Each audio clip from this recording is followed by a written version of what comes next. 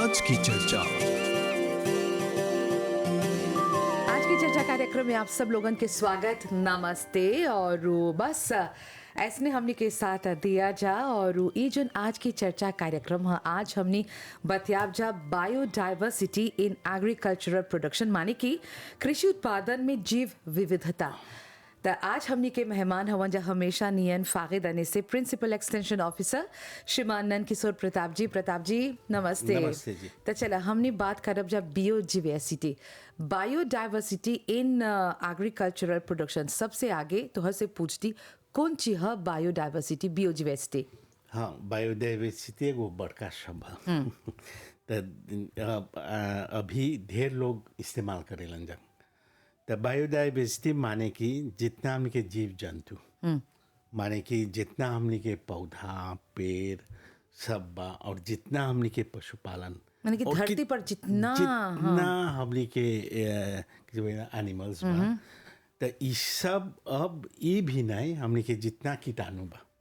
अच्छा बुरा जब बात है सब ई मिल के हमने के बायोडाइवर्सिटी होला। अच्छा, अब बायोडाइवर्सिटी ई आज से नहीं है, हरदम से बायोडाइवर्सिटी कैसे आवेला, क्योंकि ये देखा हमने एगो मिमिक करत है जा आगे के समय। हजा उदाहरण लेवत है मॉरिशस में, हजा तक कोई नहीं, हमने आम आदमी कोई नहीं रहता जा। हजा तब बाद में कॉलोनाइज हो रहा, तब बाद में लोग आइलन जा, डच लोग आइलन जा, फ्रेंच लोग आइलन जा, ब्रिटिश लोग आइलन जा, सब लोग आइलन जा, बसे लगन जा। तब जब आगे कौन चीज रहल, जंगल रहल, जानवर रहल, कितना हमने के जा प्रकार के गाछी रहल, पौधा रहल। तो ई सब माने कि उन लोग तब एगो मानेला एगो चेन, एगो जंजीर, एगो वैल्यू चेन है।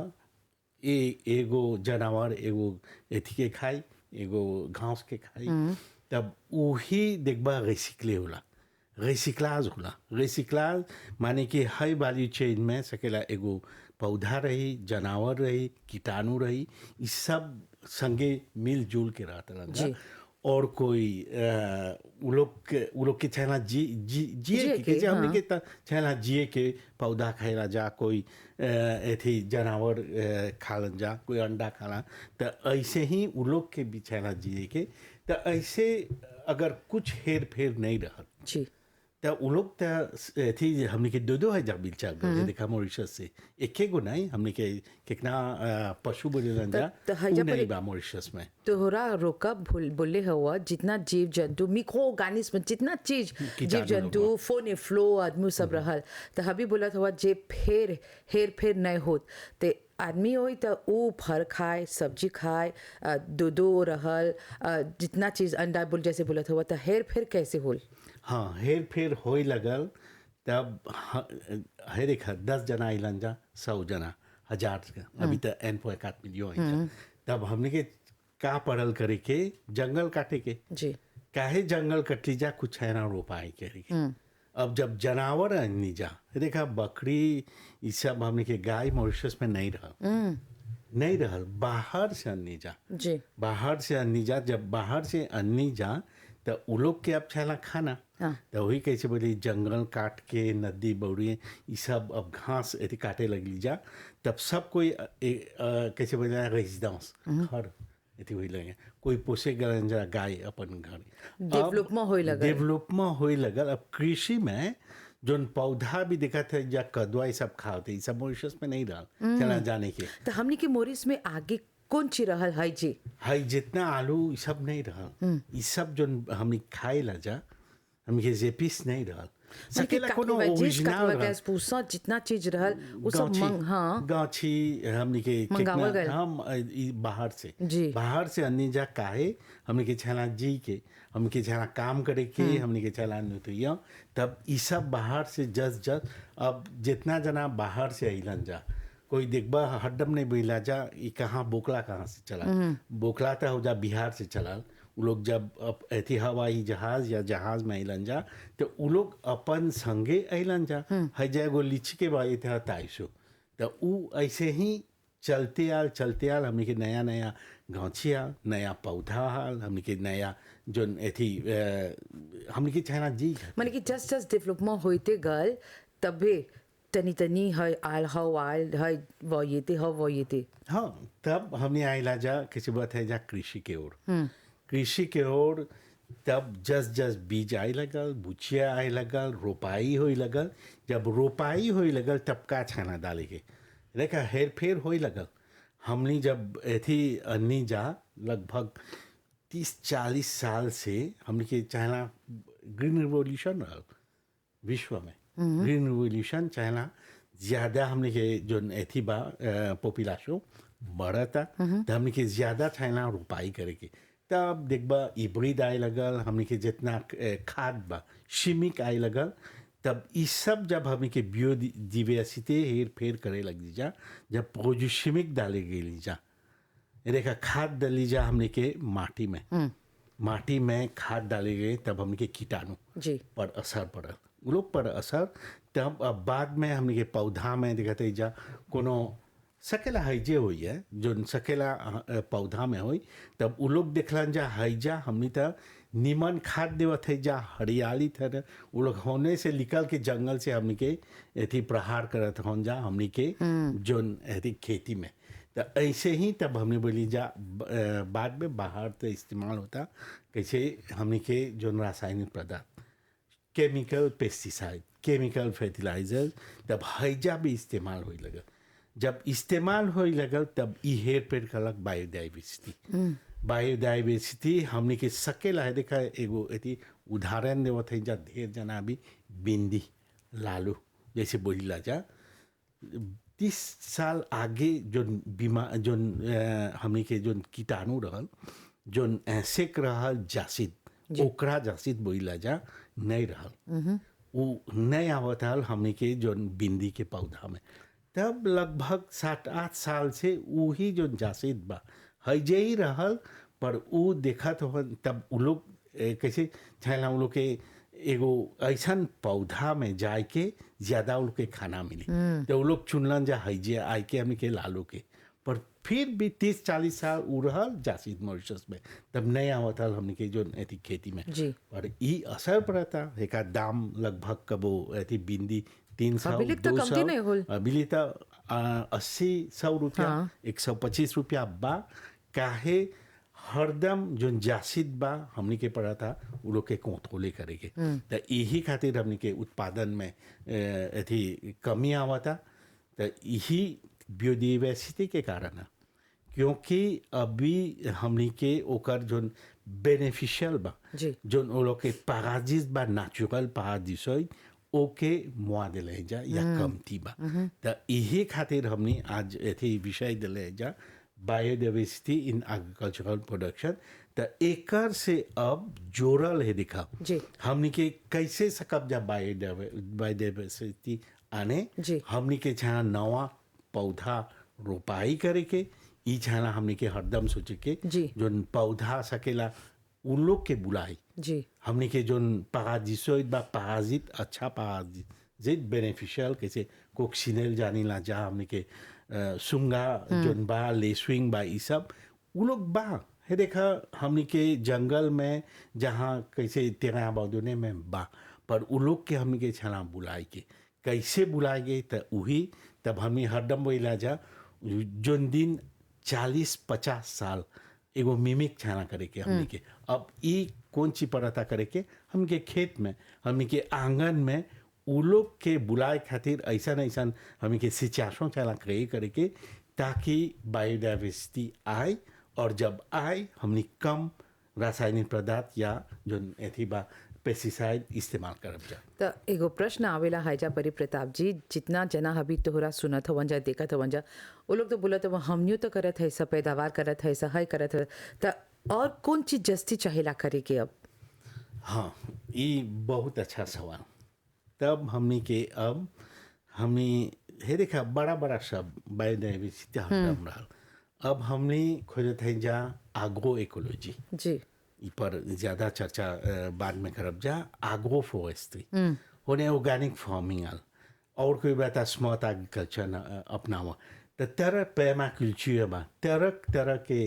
हमने के कैसे जीरो बजट नेचुरल फार्मिंग जी। हाँ ये सब हमने खोलते हैं जा आने के, ताकि हमने सकब जा,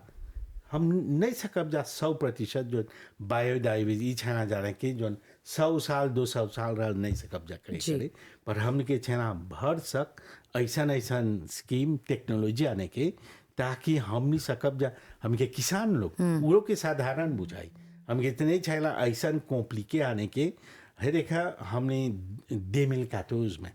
सरकार अनलन बजट में पारित रहल, ढेर जना के शिकायत करत हन जा बीमारी होता कैंसर होता, तो हमने के छाला कम रासायनिक पदार्थ इस्तेमाल करे के 2014 में 2014 हाँ। 11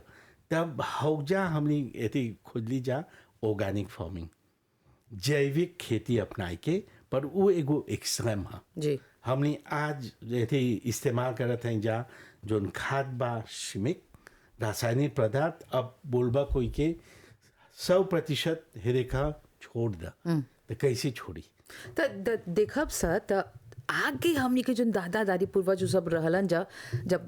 खेती करत रहलन जा, तब बायो वे जैविक वे खेती करत रहलन जा, कोनो पेस्टिसाइड कुछो नहीं रहल। हाँ ये तो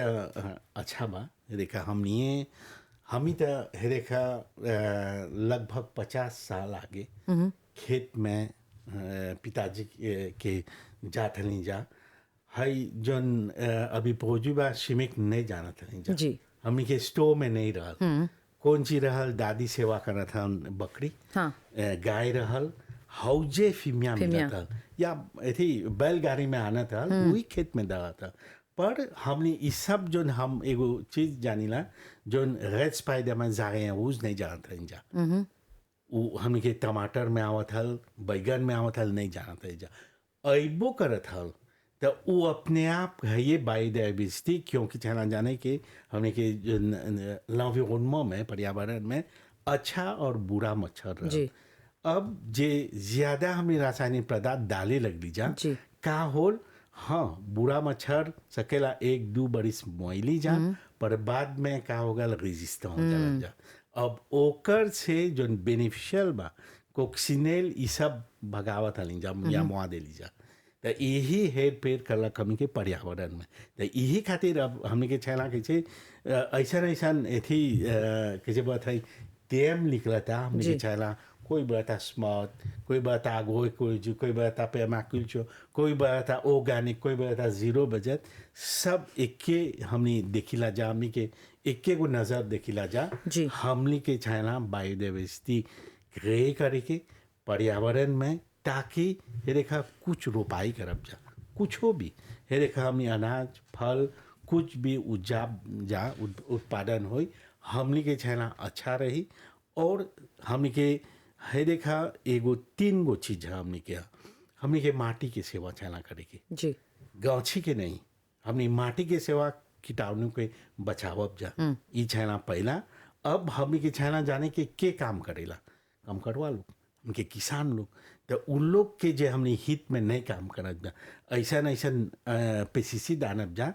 क्योंकि वो लोग ही इस्तेमाल करेलन जा, उ लोग ही खेत में रहेलन जा, उ लोग ही तोड़ेलन जा, फसल करेलन जा, तो उ लोग के हित में छाना काम करे के। और तीसरा हमने के पर्यावरण वायु, हमने के नदी नल, हमने के जितना जंगल में बा, तो हौजा हमने के छाना बचाए के। तो ये जे है 3 गो हमने कैसे एथी अर्नी जाता भैया मोही का सर्टिफिकेशन लोकल, ताकि ये तीनों के हमने से कब्जा अच्छा से आगे लेके जाए। ये हमने के मकसद है, हमने के छाना हरदम ऐसा ऐसा टेक्नोलॉजी आने के, ताकि हमने के बायोडाइवर्सिटी रली रही। तो चला, तो हमने बात करत है जब बायोडाइवर्सिटी, हम यानी कि ये जो माटी में जितना चीज कीट कीटाणु जानवर आदमी सब कोई फोन फ्लो रहेला, इस सब से हमने जुड़ल है। ऐसा प्रताप जी अभी बोला कि छेड़खानी होल बाटे, हेर फेर होल बाटे, तभी से हमनी के जो l'environnement बाटे, पर्यावरण बाटे, बायोडाइवर्सिटी बा, उतनी सुन खतरा में पड़ गल बाटे। जैसे कि बोलत हुआ चाहेला अब फिरों से काम करे के, त कौन कौन प्रॉब्लम बाटे और कौन सोल्यूशन बाटे? समस्या जब बायोडाइवर्सिटी में हेर फेर कैसे बताई जा हो गल, पहला समस्या हमने के आलबा में के माटी पर जी, हमने के माटी जोन बा किसी आगे फैचिल बढ़िया रहल, वो देखते हैं जहाँ कमती होइले जाता तो एक खातिर हमने के चाहना कैसे बोलते हैं जहाँ हमने के चाह सोचे के कौन चीज चाहना करे के और कौन चीज होता है अभी। अच्छा, एकर पर हमने आगे बढ़ब जा, बात करब जा। एगो जना हवन। हेलो, हेलो नमस्ते निशा बहन। नमस्ते जी। प्रताप जी को भी नमस्ते। भाई नमस्ते प्रताप। जी। हाँ तो हम एगो ढेर गाँव प्लॉटे नहीं है ये दपलाज अब तो हमके लेकिन फैम में जैसी जाता है। हेलो हाँ हाँ, बोला, सुनत है जा। हाँ सुनत है। ये लेकिन फैम में जाएला कैसे टेंशन खाद चाहेला जाने ला खाद कैसे बोला फीमिया पुल से भी कला जैसी गाय के फीमिया तो नहीं मिलला ये फीमिया आनी ला तो एगो एगो कामियों से पाला मचे बोयाज तो कि तुप दिला जब जहाँ करी ला प्लांटेशन घर भी बात हो रहा है जब बहन बा फामी लोग अब वो लोग वजह से भी गला एगो बस्ता डाला एगो प्लाव में डाले के तो फीमिया ना पे सोची बुकू तो है एगो अथी है मुझे जब माँ की तो अब इतना बड़ी से डाला 20 बड़ी से हमें ये से भी गला जस्ती को जब चीजों के पास तो ऑब्जेक्टिव लेसन वजह बदलाव संगीन जो पान नहीं नहीं ये खुशी हो सा नहीं कि हम नहीं प्लांटा थी सर बस कि ढेर जोड़ी जोड़ी किसी पीएससी बा सिलरी बा ए लामोट समझ ला ना तो ये एगो अथी है मुझे वो पहुंचा तो ऐसे पूछा नहीं। हाँ कैसे बात है ज्यादा मुर्गी के फीमिया इस्तेमाल करें मुर्गी के फीमिया डाला 6 महीना 3 महीना 6 महीना तुप दिले हैं जब भी को बस्ता दो बस्ता काम लाता है भी कर ला अब जैसे कैसे फो मोती बात है नहीं सुन थी मोती बोला थे सुन तो है वो पहुंचा हाँ बस ये अंची मम्मा चल जाला कुछ 2 घंटा में प्लावा में हेर फेर कर लाता चल जाला। हाँ तो ढेर जना ये शिकायत करेलन जाए वो लोग के बदबू आवेला जी। ई जानी ला जहाँ मुर्गी के फीमिया जब इस्तेमाल करबा तो जैसे हेरे खा बोला थोड़ा ढाक के रख दिले हुआ डिकम्पोज होता हाँ जब भिंजी नहीं हाँ जब निकाल दिला प्लास्टिक कुछ से टोपले रहा तो उ ना ये बस्ता में बा है इससे नहीं बाग बजे हाँ बस्ता में रहेला तो हाँ बदबुआ नहीं आवेला लुधिया कैसे बहिला जा जैसे डाले लगबा छिटे लगबा तब वो अपने आप 2-3 घंटा सकेला एक दिन रह जाला अब उ में पानी चलल अब घाम चलल तब उ जोन बदबू बस ज्यादा हो जाला और जब जहाँ बहुत है जाहिर देखा आप ही तो रेजिडेंस एगो रेजिडेंस में रहेला तो बगल में पड़ोसी लोग बा तो उ लोग के शिकायत देर हमनी के आवेला हे देखा तब ऐसन कैसन कोजिशो में बोलीला जा मुर्गी के फीमिया इस्तेमाल करब तहला ओके लगभग 6 महीना देखा आप अनला बस्ता में छोड़ देला तो हाउ जे हमने कैसे घुमा के एथी कर देव जा कैसे कंपोस्ट बोलीला जा घुमाए के तब उ सकेला जब 5-6 महीना में आल तब उ में एको बदबू नहीं दे। अच्छा हाँ ई छाना जाने की तब सकबा जा एगो एथी कर दे एगो टाके से बोला जा एगो पायल कर देबा पील कर देबा तब उ ढाक देबा जैसे हर 2-3 सप्ताह में छलाव के घुमा दे के जब पानी छला तब पानी डाल दे के तो अब हम बोलब तोहर कारत बा प्लॉटिया के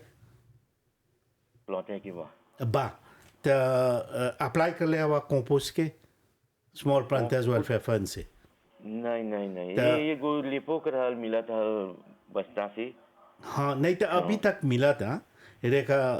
जो खाद बा जो कंपोस्ट बा मिला था तोरा छाला नजदीक एथी जाए के स्मॉल फार्मर्स वेलफेयर फंड में हाँ रिवियर दे जाओगे हौजा सकबा जाए और एप्लीकेशन फॉर्म भर दे और जो कंपोस्ट बा तैयार होकर उ जब हौजा से अनबा उ लोग आन के छोड़ देवेलन जा उ में एको बदबू नहीं बा अच्छा क्योंकि उ डिकम्पोज हो एगो गया। डिजम क्वेश्चन बा हाँ बोला लिटन एलिप ए ग्रामोक्सोन बानो गल बस पापा क्वात हाँ तो उ काहे तो नहीं बान नहीं होल बा बान नहीं होल बा बान नहीं होल बा पर जितना किसान लोग के कारत बा सकबा जोन बीरो फारे कैसे रिवियर जाओगी जाइबा अपन कारत ले ले चलीबा तो ग्रामोक्सोन के हर 2 महीना पर मिलेला और देखब जा 1 बीघा माटी पीछे 1 लीटर मिलेला 2 बीघा रही तो मैक्सिमम 2 लीटर मिलेला पर बान नहीं हो बा पर रिस्ट्रिक्टेड हो गल बा। माने कि जितना हमनी के किसान बा उ लोग यहाँ कट प्लांटे बा उ लोग के देला जा गामुक जोन समझ में ठीक आ बा। राजू में जब सुने तो अच्छा अच्छा हाँ अच्छा तो बहुत वही धन्यवाद। बोलती रिवेदी जाऊंगी के दफ्तर से संपर्क करिए गामुक जोन मिले के रही तो तोरा मिल दे का तो हजा जैसे भाईवन बोलत हवन प्रताप जी वो फिमिया इस्तेमाल करेलन पर एकोविनियस हो जाला। अब जैविक खेती करत हवन जैविक चीज इस्तेमाल करत हवन जो केमिकल्स बा वो इस्तेमाल नहीं करत हवन हयो में प्रॉब्लम बा जैसे कि हवे एगो सोल्यूशन बा जैसे उनको आप बोले हाँ हवा। हाँ हाँ रही सोल्यूशन बा किसी घर रही जा माटी के मोल सॉइल प्लस हाँ। हौजा फिमिया देखबा ऑर्गेनिक है ऑर्गेनिक हौजा जो मुर्गी के फिमिया मिलावे लंजा पर हौजा डिकम्पोज हो गल बा। तो हैजा परी जितना खेतीहर हवन जो इस्तेमाल करेलन पशुपालन उ सब करेलन जन फिमियावन बाटे उ लोग इस्तेमाल करत हवन तो उ लोग के कौन चीज बोलबा नहीं इस्तेमाल करे के जो न तैयार हो गल बाटे जितना कोपाई उ सब करत हवन जा वो इस्तेमाल करे के। हाँ हम बोलती है देखा कैसे अपन रेजिडेंशियल जोन में नहीं आना नहीं रखा क्योंकि अब बिक्री होता जो डिकम्पोज हो गल बा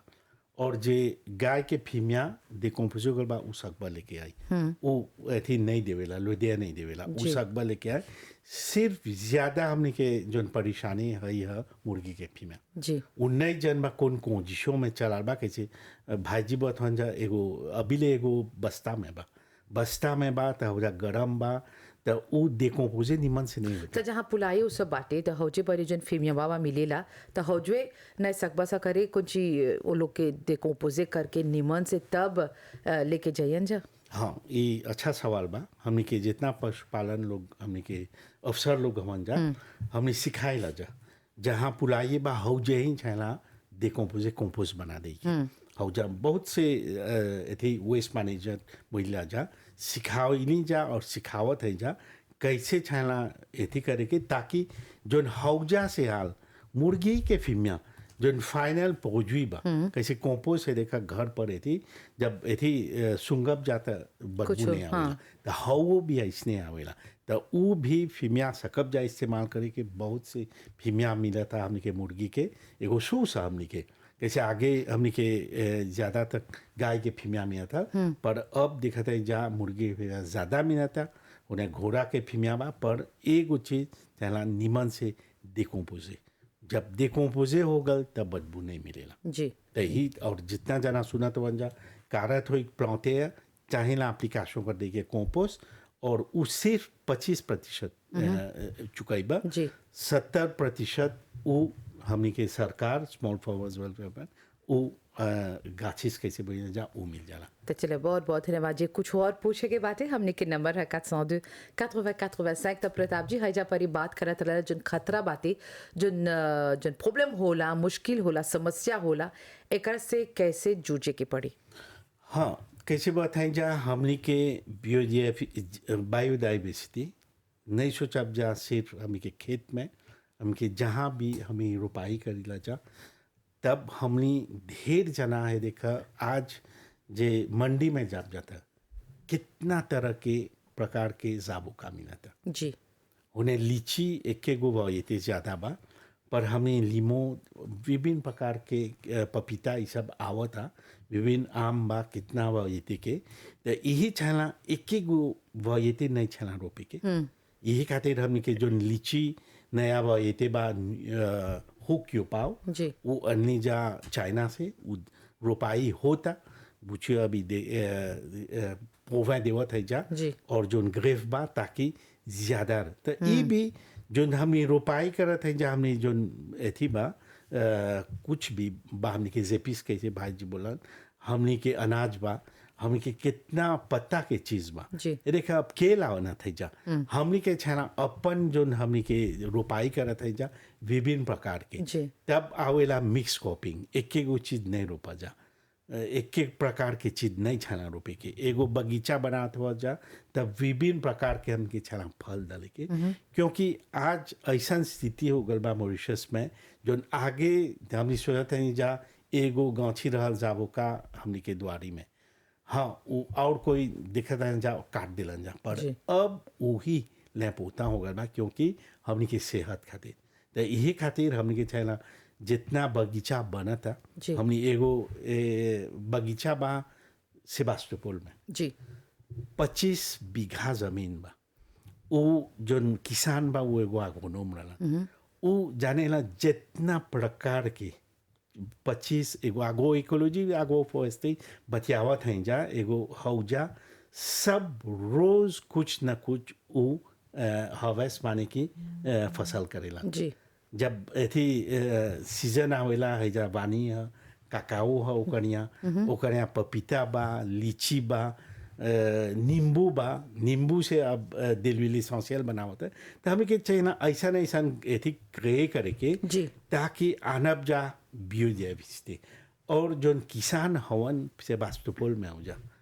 वो एको रासायनिक पदार्थ नहीं इस्तेमाल करते सब हवे जोन बायोडाइवर्सिटी क्रिएट कर देना जा। तो यही खातिर हम खोजते हैं जा जितना जना है देखा हमनी के बहुत से समस्या हो गल रहा है 30 साल आगे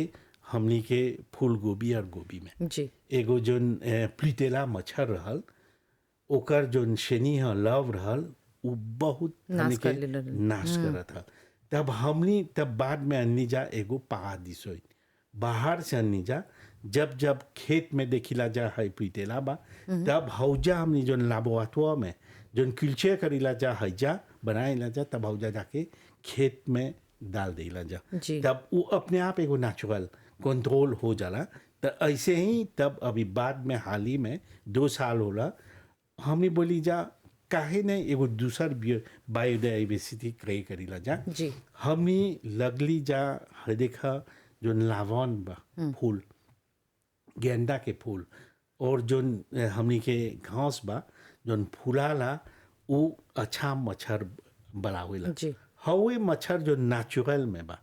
उही आके प्रहार करत हन जा होई जोन प्रीतेला पर देखा तो ई हमने सिखैली जा बतलैली जा तो यही खातिर हम डेमोन्स्ट्रेशन हमने सिर्फ बतियाई जा हमने के स्टेशन गल जा रिसर्च मॉडल फार्म बा हमने खेत में लेके कैली जा किसान के खेत में देखा रोबोट है देखा समस्या कम हुई। त तू तेरे में रहेला जस्ती तेरे पर रहेला और जो माइंडसेट वा बा जोन खेतीहर सब काम करेलन उ लोग कौन चीज सोचेलन कौन चीज बोलेलन। हाँ ये एगो बहुत अच्छा सवाल माइंडसेट पर हे देखा हमने जब आगे वो लोग संगे जब रेन्यू करीला जा मीटिंग में वो लोग और समस्या है जी बोले जा कम करवा नहीं बा अब अथवा हई घासवा छोड़ दे के तो कम करवा रहा तो वो घासवा ताकि निकाल वो लोग के काम करे के एगो जो फासो बाटे वो अपना दिले हवन जा। अब हौजा से हैजा आके अपनाए के एगो नवा तरीका वो सब तो नहीं सुन प्रॉब्लम हो जाला। हाँ ये तो जरूर यही खातिर हमने किसान के खेत में जाइला जा जी। जो डेमोन्स्ट्रेशन होला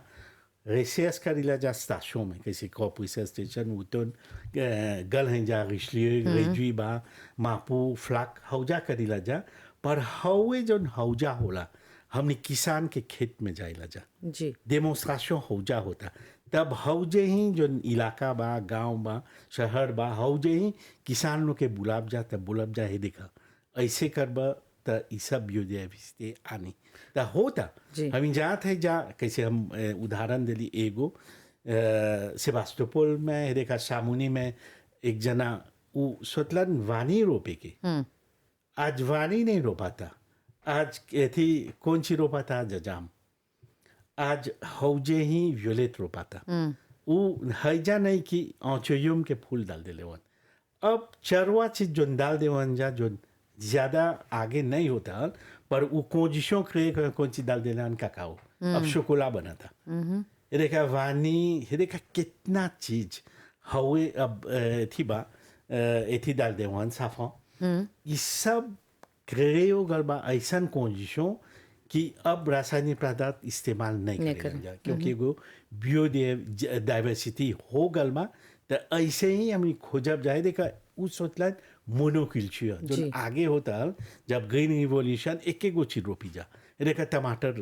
डाल देला जा सिर्फ आलू तो हौजा ऐसा एथी सिचुएशन क्रिएट करना ताकि विभिन्न प्रकार के देखा वानी ऊपर में फल जो एथी मिला था नीचे रुई मिला था, वियोलेट मिला था, अदरक मिला था और होने फूल भी मिला था। ये एको देखा? जना हवन उनका से हमनी बतियाइला जा। हेलो जी, हेलो, हेलो, नमस्ते बहन जी। नमस्ते भाई जी। और भाई जी को भी नमस्ते और उनको बहुत बहुत धन्यवाद। नमस्ते, आपको भी धन्यवाद। तो भाई जी दो बात जोड़त है, घर भी जो आदमी लोग लेकिन प्लांटाशों करता तो कारो सफा करे के कोई ले बीसी डालता और बाद में जब प्लांटा था तो घर में ऐसे ऐसे किसी सब डालता तमाहो से कौन सी डालता तो वो लोग के चला सोच समझ कर है ओकर ले बीसी ऐसे किसी सब सेवी करे के बस की नहीं जब बुआसे की तो हर बुआसे के घर में हुआ परी एगो 2-3 दिन के लड़का जन्म ले लेबा हुआ परी बा तो है सब लो दे आवाज से ये बहुत दौरे भी हो जाए। धन्यवाद। धन्यवाद। हाँ, बहुत अच्छा सवाल है। देखा जोन भाई जी बोलन तो यही सवाल पे हम एगो सवाल पूछब तो चाहिला परमिशन लेवे के जब एबीसी इंसेक्टिसाइड उ सब डालत हुआ कारो में। हाँ, ये चाहिला हमने के कुछ करब जा हमने अपन नहीं चाहना देखे के जी हमने के सोचे के चाहना है। देखा हम नहीं है तो पर्यावरण बा हमने के माटी में अच्छा कीटाणु कैसे बायोडाइवर्सिटी में पर आवत है जा। अब हमार जोन पड़ोसी वो नहीं इस्तेमाल करेलन जा खाद, तब ओके हमने के चाहना सोच के ओके चाहना बोले के अब जात है जा कैसे कोनो लड़का बा घर में तो हो जा वो लोग के चाहना बोल दे के जी जना दे के सकेला नहीं बोलते है जा नहीं सकेला एथी करे इस्तेमाल करे पर वो लोग के छाना जना के दे के तब वो लोग सकेला घर पर नहीं हुई जा जी या वो लोग के जितना खिड़की बा बंद कर दियन जा लगभग आधा घंटा और 1 घंटा। हयो बाकी जानवर बाते कुत्ता उ सब बिल्ली कुत्ता, बाते बिल्ली, उ ई लोग सब जा बा। हाँ, हाँ, और चिड़ै बा हाँ। हनी बोलीला जाना हमनी के सबके हित में छना करे के तब हमनी के सोच विचार के पड़ोसी के हमनी के ठोस नहीं छना जी। पहुंचाए के बदबू से हमनी के ये देखा अब जोन पेस्टिसाइड बा आगे ढेर कैसे चाचा बोलन तमाकू नहीं मिला था हाउ जे तमाकू कोई डाला था उस सकेला 500 मीटर तक हो मैकी। हाँ मके लगी। अब वो भी तोहर हाथ में कैसे मिला देला तन सुन गिर गल उ सकेला साबुन पानी से एक दिन नहीं जाता हल यही खातिर उ सब बान हो गल बा। तो ऐसा हमनी तब बोलत है जा तो ऐसा स्थिति में हमनी के मंडी में बहुत से बायो पेस्टिसाइड बा जी नेचुरल कंट्रोल बा जी। तो हमनी के छाना संपर्क करे के तब हमनी बोल देव अब जा कौन सी छाना इस्तेमाल करे के ताकि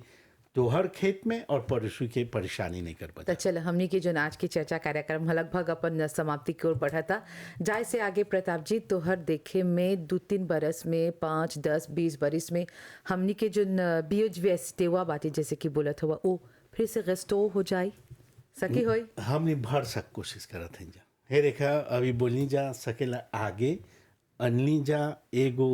जा हमनी के जोन बीज बा जोयों टूपी लोकल गैत बोली ला जा तो वो कुछ साल हो गए रहल उ लोग नहीं सकते हैं जब बीज निकाले इस साल एगो प्रोग्राम करब ई पर बाद में जी। हमनी जो मंत्रालय मार्फागे भर सक कोशिश कर ली जा और ई साल कितना जना के हवे बिया में देवब जा जो स्टेशन बर्कली में और जब रोजबुइन में पैदा होल बा तो ऐसे ही हमें ऐसा भी जानत है जा अभी सुफले के देखा बा ये जो नालो निमन बा ये जा गरें जा चाचा कुंजलिया जी। और हम स्टेशन में गरें जा जो नवा बा ये सुफले बीज बा जी बांटत है जा और बांटब जा ताकि हम खोजत है जा तब ऐसा काहे आनत है जा क्योंकि ई लोग जोन कीटाणु बा जोन कीड़ा बा जोन बीमारी बा कम असर करेला ऊपर क्योंकि उ लोग लोकल बा अडाप्टे हो गल जाता है। ऐसे ही हमनी हे देखा भर सक करत हैं जा अभी बहुत कैसे अभी हमनी के चर्चा करब जा आग्रो फॉरेस्ट्री आग्रो इकोलॉजी पर अभी आवा था हमनी के कार्यक्रम और हमनी के जो रिसर्च बा वैज्ञानिक बा उ लोग अयन जाए जी। उ लोग भी जोन काम करेलन जा हमनी के अयन जा बोलियन जा का करत होन जा और हमनी के भविष्य कैसे बा। तो हमने यही आशा करत हैं जा कि ऑटो सुफिजन वो हो जा और हमने के जन बायोडाइवर्सिटी बा वो रिस्टोर हो जाए और वो जन कृषि उत्पादन में जन बायोडाइवर्सिटी के जन विविधता बातें हमने बोली ला जा जीव विविधता वो फिर से रिस्टोर हो जाए और वो निमन चीज मिली खाए के हमने के सेहत वो अच्छा रही, हमने के भविष्य जन बातें वो अच्छा रही। इस सब जानकारी खातिर बहुत बहुत धन्यवाद प्रताप धन्यवाद जी। आपको। आवत हफ्ता फिरों से मिलब जा। सब कोई के नमस्ते। नमस्ते। आज की चर्चा।